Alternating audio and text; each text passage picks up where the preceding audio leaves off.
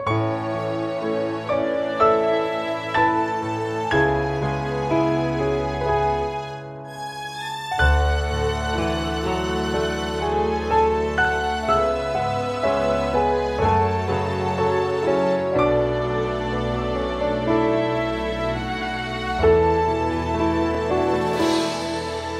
ប់ពេលដកនឹងហាងនឹកបងបានត្រឹមកំដរទឹកភ្នែកអូនប្រឹងស្រែកហៅបងមិនលឺមិនដឹងថាអូនឈឺប៉ុណ្ណាតើអូនល្ងងណាស់មែនទេដែលឃុំខ្លួនឯងក្នុងភាពឈឺសាបើយុត្តិធម៌សម្រាប់ស្នេហា